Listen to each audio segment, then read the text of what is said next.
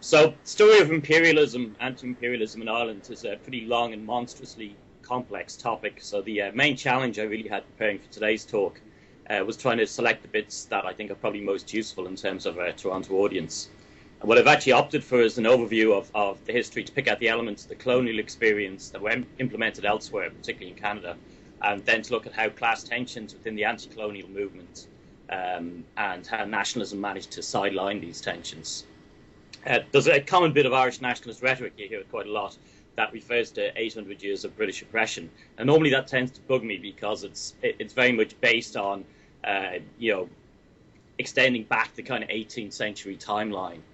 But in terms of today's talk, I'm actually going to look at it over that sort of period. I mean, my political interest is normally confined to the Republican period, so that's from the 1790s onward.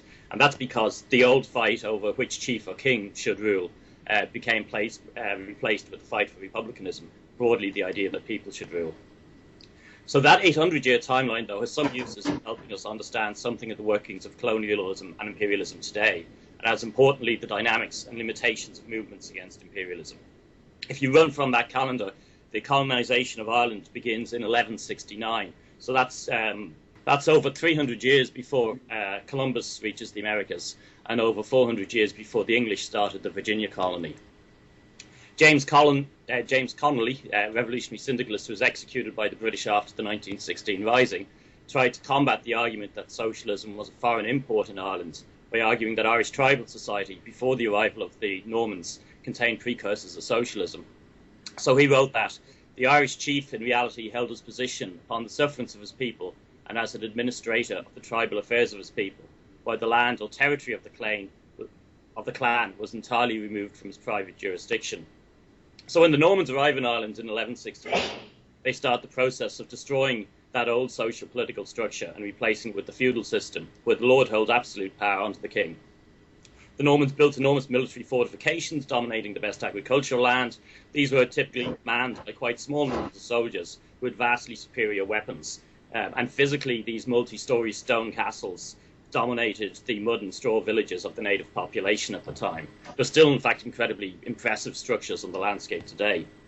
From these, the Normans proceeded to force the local population to work for them and levy regular taxes on pain of military punishment raids that could be launched from the security of the castle. So basically, it enabled them to take over the running of the country with a relatively small number of people based on superior military technology.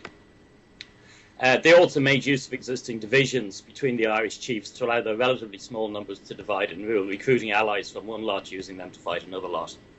But the Normans were few and far from home, and they lacked the huge numbers of colonists they needed to settle the land. So that meant they slowly merged into the existing ruling elites of native society. And you got a new system of rule which was much more feudal in character, but in some elements of the old societies. By 1500, in fact, really only a very small area around Dublin is ruled by the English crown. And I remember when I was in school, the phrase they used to capture this idea was that the Norman families who ruled Ireland had become more Irish than the Irish themselves. Now, for Britain, this created a big problem, and particularly in this time period, because with the Reformation, the British king takes England to Protestantism, but the Irish lords remain Catholic. And as wars start to break out over religion, the Irish lords make alliances with England's enemies. And in 1536, this results in open rebellion under the most powerful of the Norman-descended families, the Fitzgeralds. Henry VIII in England puts down the rebellion and sets out to reconquer Ireland under centralised rule. And I think this is the interesting period in terms of the experience of colonialism in the New World. There are some parallels with what I've already talked about, but what was coming was quite similar to what was going to be implemented in the Americas. From 1556, this conquest included a new tactic, which was intended to bring permanent stability to British rule, through transforming the makeup of the population of Ireland by creating light settler communities with a British and Protestant identity. So under this system, the best of the land was confiscated and given to English lords and companies, who were then required to settle this land with waves of settlers from Britain. Not surprisingly, the native Irish resisted the process, taking to the bogs and the mountains and mounting occasional raids on the settlement towns. And you quickly got a period of quite brutal warfare, in which massacres of civilian populations became quite common as a method of warfare by both sides. In 1575, Francis Drake, a kind of famous British captain, admiral, was part of a naval expedition that saw the massacre of 500 members of the MacDonald clan on Rathlin Island. It's a small island off the north of Ireland.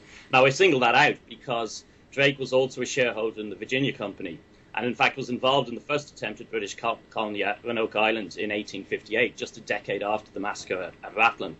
So when it's suggested that the settler colonialisation process in Ireland was the testing ground for that used in North America, it's quite interesting to realise that actually you have the same people who are involved in both processes. There's a crossover even of individuals and not just of ideas.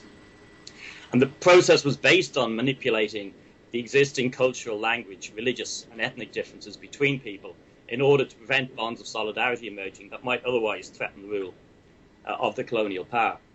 So from that point of view, the massacre of civilians by either side during the inevitable native versus settler conflict that resulted from large-scale land dispossession was very useful for the colonial powers, as it created deep and lasting gulfs between two populations that might otherwise develop a mutual common identity.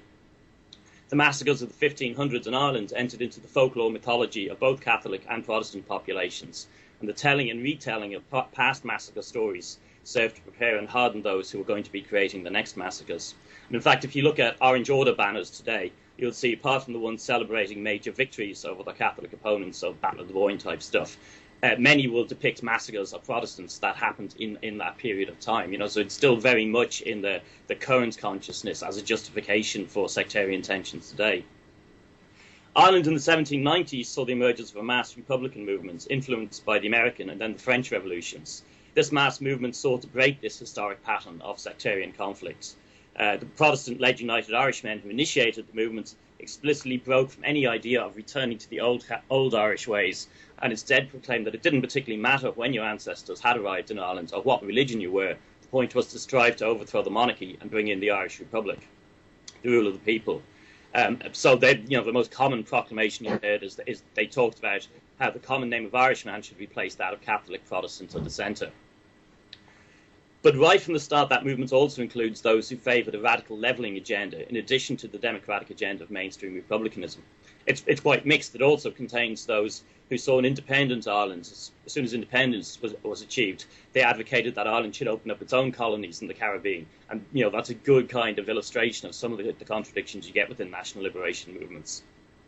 After a failed French landing in 1796, there's a couple of years of brutal British counterinsurgency used to break the movement, and that leads to the leadership in desperation calling a rising in May of 1798.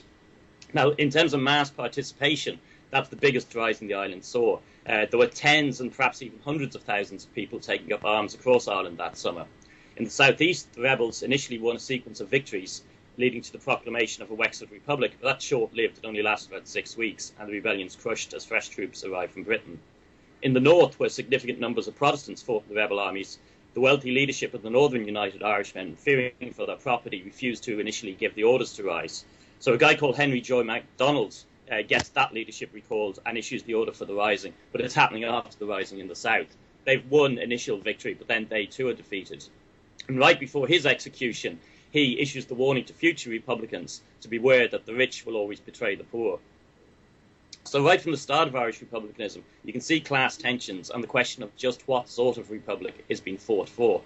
I have a very detailed look at the whole 1798 period, in a 17,000-word article, which you can find by Googling Andrew Flood Republic. So if you're interested in any more of that, Google Andrew Flood Republic and you'll find other stuff I've written on it.